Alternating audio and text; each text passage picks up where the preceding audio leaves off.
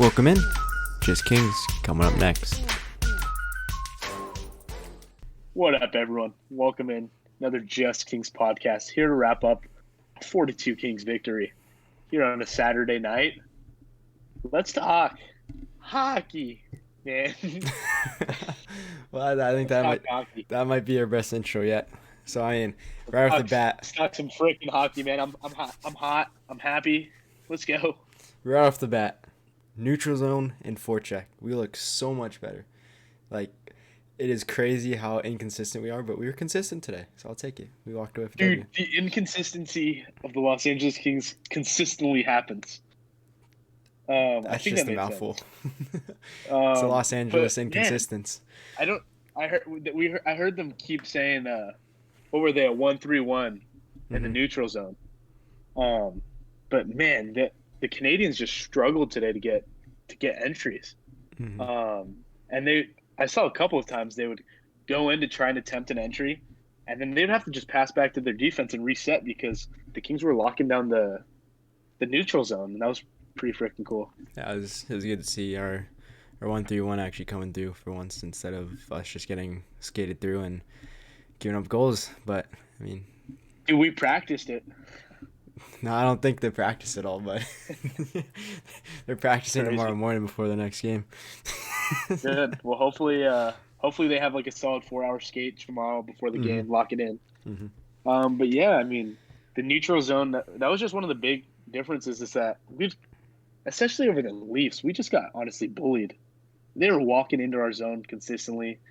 But what a good team does is bad games happen. We were playing a really hot team, so I wasn't too worried about it.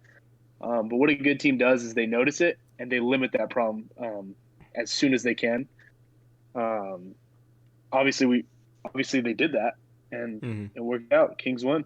Yeah, walked away with a big W. We need to pick up as many points as we can, especially right now. And I heard this cool or weird statistics that we're in the same-ish point position as we were last year at this time of year. So I mean, we're still in the running. We don't need to panic too much, but it is a little concerning to see that we're now dropped in the 4th place. We're in the first wild card spot, and we still got games at hand of the Flames. They walked away with a point tonight. That's with the point percentage. Yeah, looking at percentage, because I know for a lot of us, including myself, I'm like, oh look, we're in 2nd place, but we also have 3 more games played than anyone else, it seems like. But going off what RJ said, that's points percentage standings, and we're 4th, right? Yeah, we're 4th now, 1st in the wild card. Oilers bumped us. They have the same amount of points, and we have a game at hand, so it's all right. We'll get it back. I'm not too worried. No, I think we actually passed them in points tonight, with 2 in hand. Yes, we will actually be 1 ahead of them, or no, 2 ahead of them with 2 games at hand, and 1 ahead of the Kraken. Even the Kraken were ahead of them? Maybe I should look we're at ahead of them. standings. They have 26 games played. We had 30, so 4 games at hand. Hey, but the Kraken 3-game losing streak, so that helps us out a lot. Yeah, it is good to see that the Kraken are starting to play like human again. And the Kraken don't have an easy schedule coming up either. They play the Panthers and the Lightning, Hurricanes, and the Jets, so they got a tough schedule coming up. Three solid games in a row? 3 playoff teams in a row, so yeah. That's going to be big, interesting, especially when your handle team's down. Yeah. It's such a good opportunity for the Kings right now, though. I just want to talk about it really quick. Huge start getting the win tonight, but then we also got to bounce back tomorrow. We got Quickie in net. He needs to have a bounce back start. He's due. And we're playing the Columbus Blue Jackets, the team I think if we play our game, we should dominate.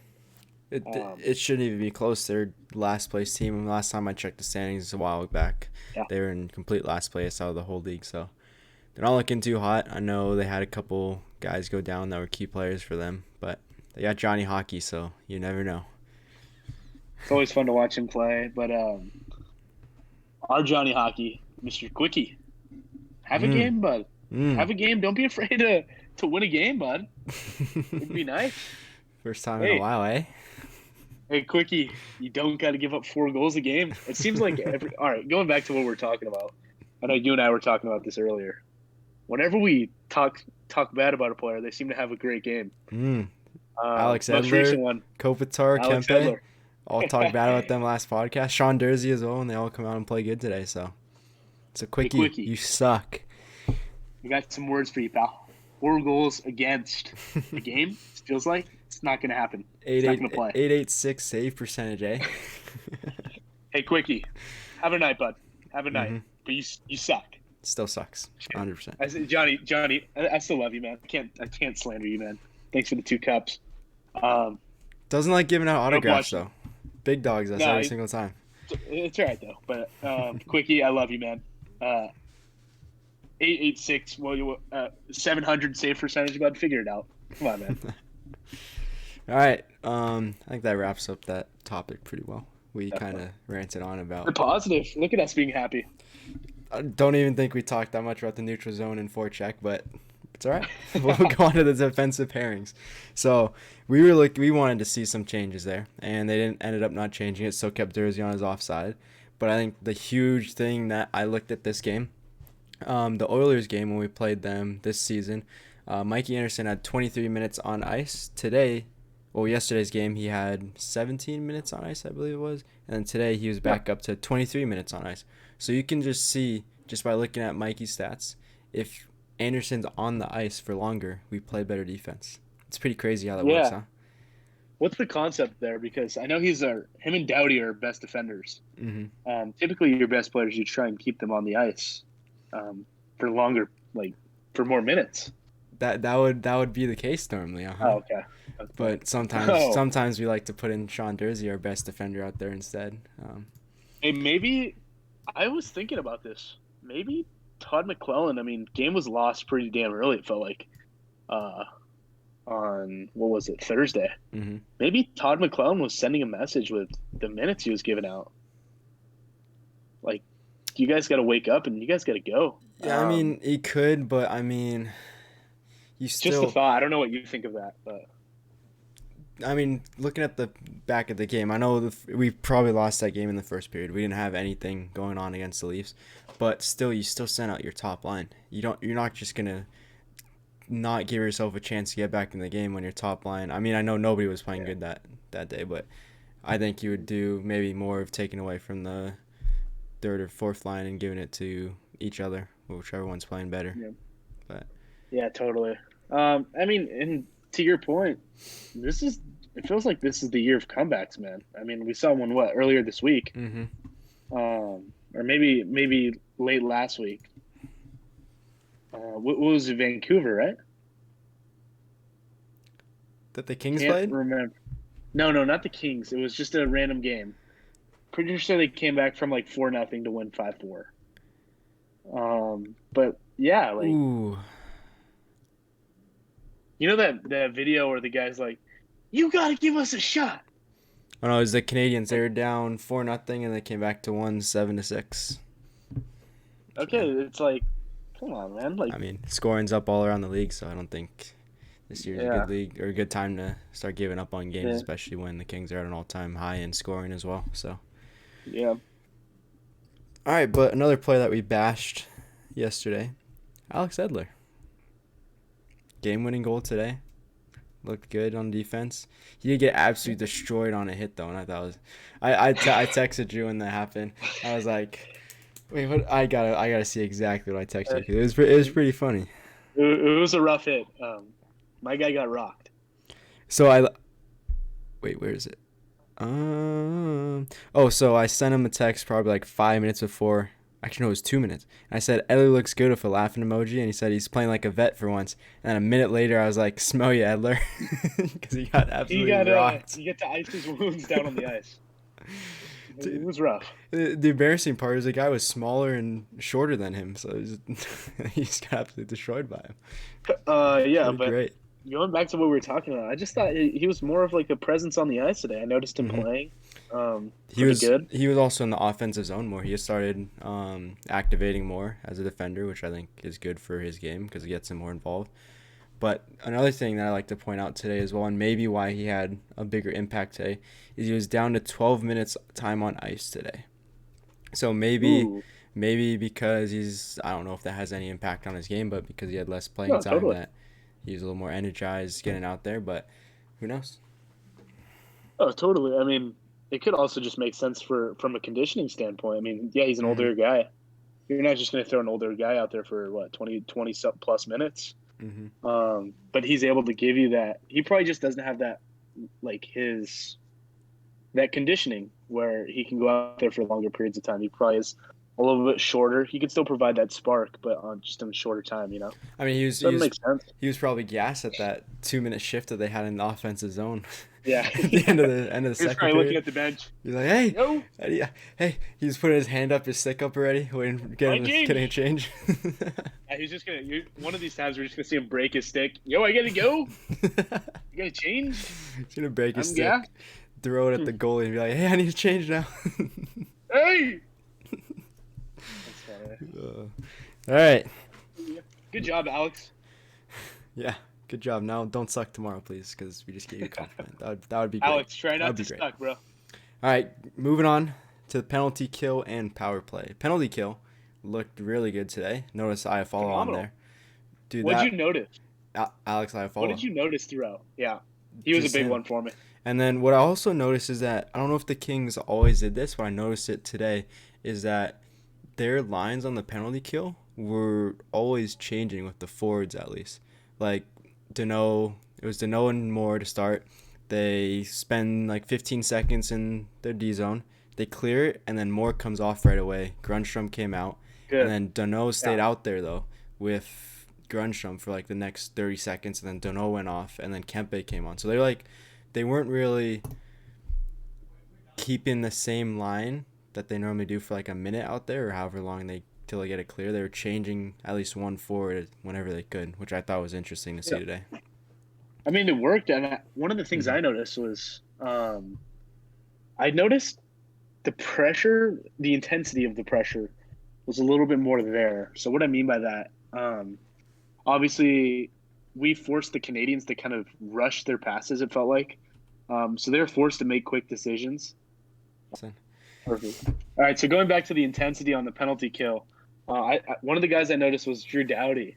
When we had a puck, they would bring the puck along the boards, and Drew Doughty would instantly like go attack that guy and force him to make a decision, and just kind of rushing the other team and not letting them get comfortable and set up was a big thing I noticed. Yeah, I know we talked about that last time. We talked about the penalty kill, about it, wanted to get it a little bit better. It was the Sharks penalty kill and how they're so aggressive on it, and I'm happy to see that we started doing a little bit better on the penalty kill.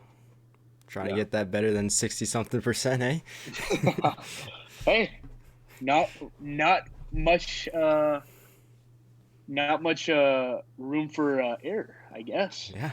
It's pretty damn hard to make it worse. I mean, don't tempt them. They might start making it worse. Penalty kill sucks. No, I'm just kidding. But what did we kill off, 3 tonight? I believe it was 3. Let's see. Awesome. Penalty 1, 2, 3.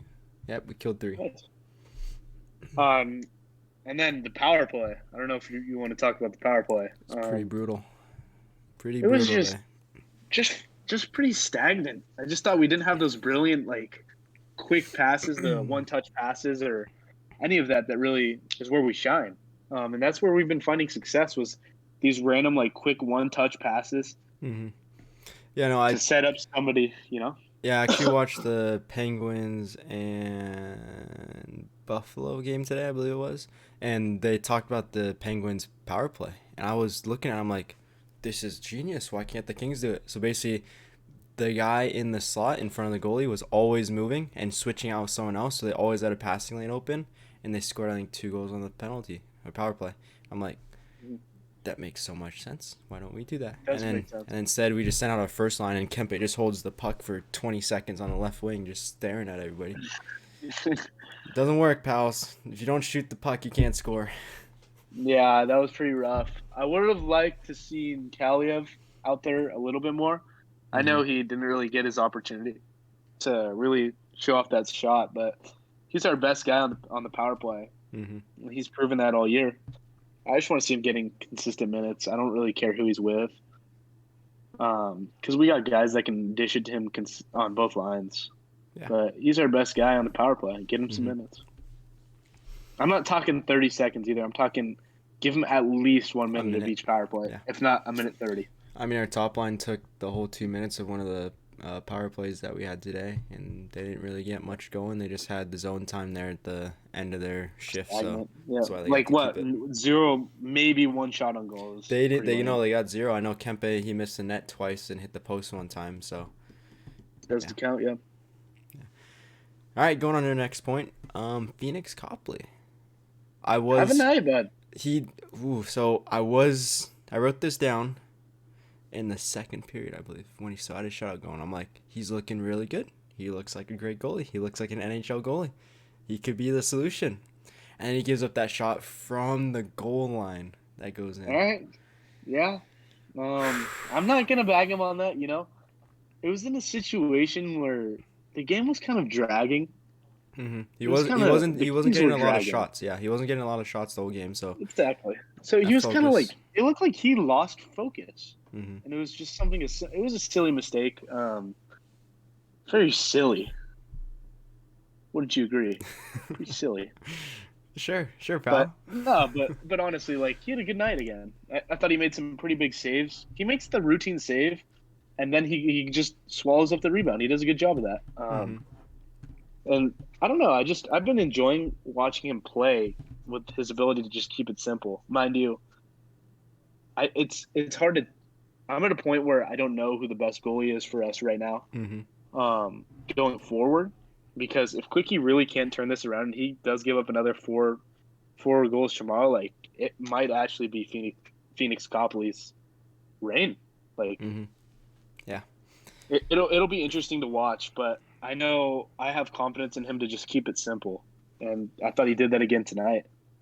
And I mean, I know this might not be ideal. I'm just throwing this out there. Cal Peterson's been looking really good in the AHL. Don't know what he did today. They had another game today, but he got like 45 saves. First star last night. Yeah, in one of their games. So, I mean, he looks like, I know he gave up 3 goals as well, but 48 shots. I mean, come on, you're gonna let a couple of those in. But yeah, no, for sure. But I mean, anytime you get the first star of the game, you had a damn good night. Yeah. So good for Cal. I know it's an interesting situation. But as Rob Blake said, we still believe in Cal, and we want him to be the future of the Kings still, and that's fine. Yeah, that's good. I still remember his first year up, his rookie year, and the year after when he did really good, and he looked solid in net, and that's what we just need from him. And then Quickie's going to be his backup.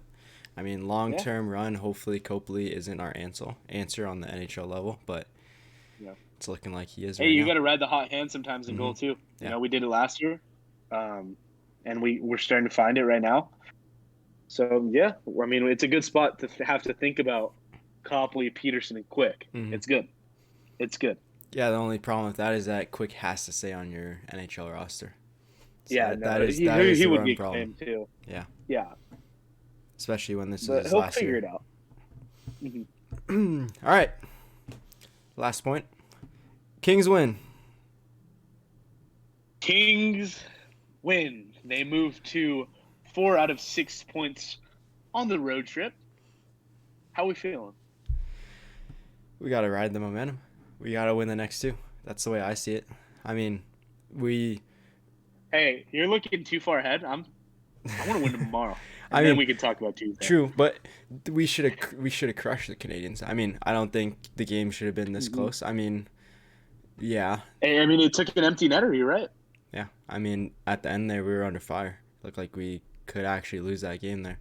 And then Kempe is like excuse me, empty netter. Just dominates the Canadians, though. Yeah, congrats. Kempe's on the board. 3 goals in 8 games now, or however many. When it rains, it pours for Kempe. Maybe he just took that, and maybe he starts getting back to that shot mentality. I mean, he almost had one on the power play as well. That one off the iron there. He beat the goalie, just hit the middle of the post and didn't get a lucky bounce.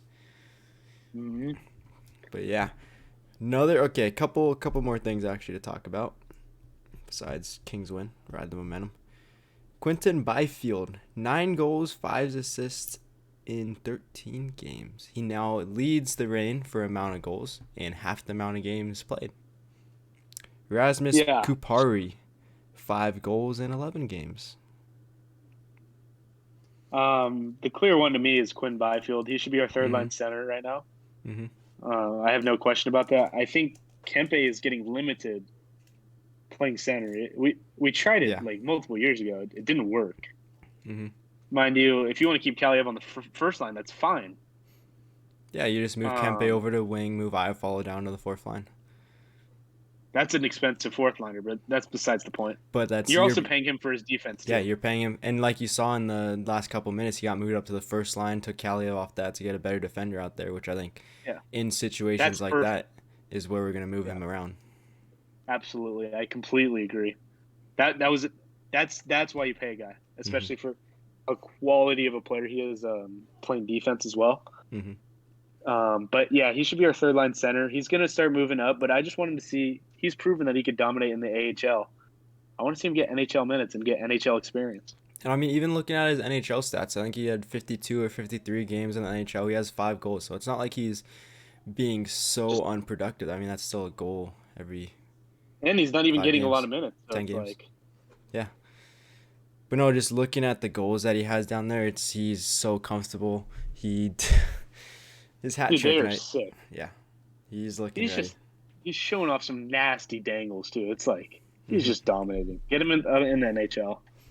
Yeah, I'm just hoping they don't. What about? Just hoping they don't bring him into the Bruins game. Throw him in that game as his first game because that'll be really tough for him to get adjusted back to the NHL. But yeah, we'll see. What do you think about if he goes up? I think you move Kempe up, Kaliev, Flardy, Byfield. I've been wanting to see a kid line like that for a long time, and that speed on that line would be unreal. Yeah, I mean, they've had the experience playing together. I think it's more of the fact, is Kempe going to be first line ready by then? And I mean, the production's been way down with him. Maybe this will spring him, and maybe in the next couple games we'll see his production jump up a little bit, and then we can make that move. But for now, I think it has to be Kempe with Byfield and Velarde. Kaliev deserves to be up there. Yeah, he's going to prove to us. Or even drastically, you move Kempe down to the fourth line. And then you put Iafallo up on the top line again. I don't like that one. I'm not bought in on that just because I don't like the idea of Iafallo being on the first. I think it'd be best for us between Kaliev or Kempe. Hey, I mean, Iafallo, Kopi, and Kempe led us to the playoffs last year. They did, and they were solid. But I think Fiala, Kempe, and Kopi, or Fiala, Kempe, and Kaliev is our best idea. But I also don't think Iafallo's a fourth liner. Or throw Velarde back up there, see what happens. Yeah. Yep. I mean, I don't interesting decisions and I'm glad I'm not the GM/coach. Yeah, I think with our forwards, there's no real wrong way to put the lines as long as they have chemistry between them. Yeah. Totally. All right. You got any? Let's do something a little fun. Who's going to score the first LA King goal tomorrow? I like that you put LA Kings in there because I was going to say Johnny Hockey, but dude, you're an idiot. Not funny. First goal. You know, I'm gonna go with a bold take here. I'm gonna say, and this might be a little out there. Okay, we're gonna start the second line. We're gonna win the opening faceoff within the first minute and a half. Philip Deneau is gonna score. Okay, I'm bought in. I'm gonna keep it simple. Kevin Fiala. Well, you gotta give more. You gotta give more of an explanation than I did. Nope. Kevin Fiala scores. Unbelievable. LA Kings won. Yeah, I like to see Fiala score. So either way works. I like Kevin Fiala. If you're hearing this, bud, I like you. Even though you ditched us and didn't give us a signature, but that's all right. Didn't want it anyways. Didn't want it. Right. All right, so just wrapping up real quick, we have the Blue Jackets tomorrow, Sabres on Tuesday, I believe, and then we have the Bruins. Hopefully we can keep riding this momentum, take it in the Bruins game, and hopefully put up a game against them. I'd like to see that because they get some points, really collect good. Points, boys. Yep. All right, well, thanks for joining us in our podcast today.